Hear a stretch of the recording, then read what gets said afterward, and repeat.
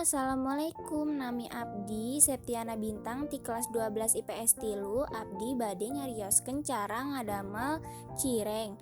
Cireng mangrupikeun cemilan anu kawitna ti daerah Sunda. Didamel ku ngagoreng campuran adonan nu didamel tina aci atanapi aci tapioka. Snack ieu kasohor pisan di daerah Periangan. Sareng dijual dina sababaraha bentuk sareng variasi rasa. Sadaharan ieu lumayan kawentar tahun 80-an. Ieu mangrupikeun bahan kanggo ngadamel cireng. 3 cengkeh bawang bodas anu tos ditumbuk, 1 sendok makan kaldu bubuk, uyah 1/4 sendok teh, 200 ml cai, 250 gram tepung sagu atau tapioka. Ieu bahan pikeun saos cai, cekap 3 SDM, kecap manis 1 SDT, bubuk cabe 3 bungkus saset sambel. Mimiti urang ngadamel adonan cireng heula. Tambahkeun 200 ml cai kana teflon. Tereskeun nambihan bawang bodas anu ditumbuk, kaldu bubuk, sareng uyah. Aduk dugi rata-rata. Teraskeun nambihan 1 sendok tepung sagu. Aduk deui dugi ka dicampur rata.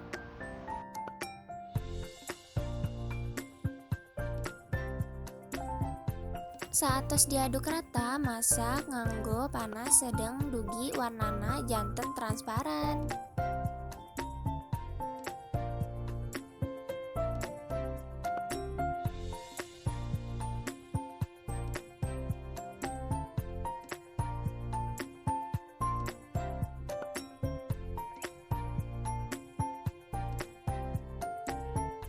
Upami warnana transparan sapertos kieu, lebetkeun kana wadah sareng tepung sagu sesana.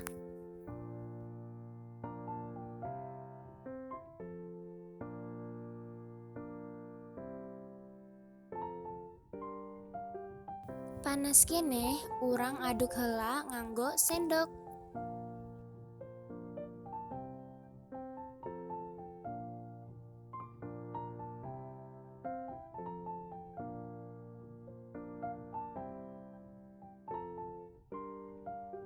Upami rada tiis, anjeun tiasa nganggo panangan. Adukana campuran cireng tekadah lancar ya babaturan.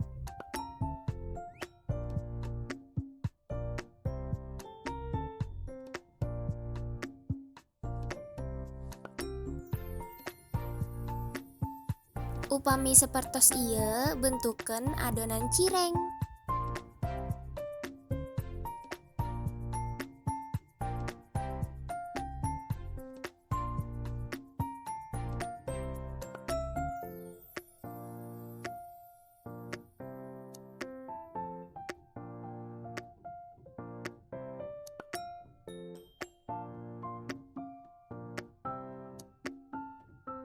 Nalika eta sadayana kabentuk, goreng cireng dina ena sedeng. Tong hilap dibalikeun ya babaturan.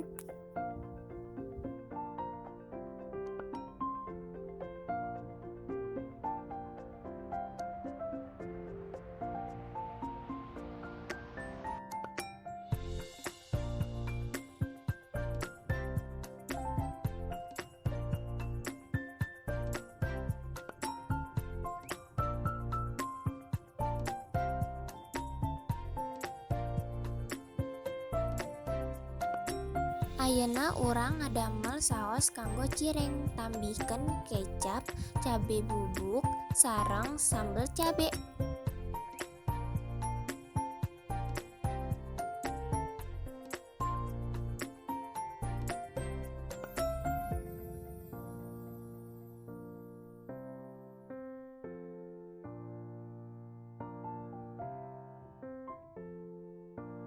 Teres aduk dugi dicampur.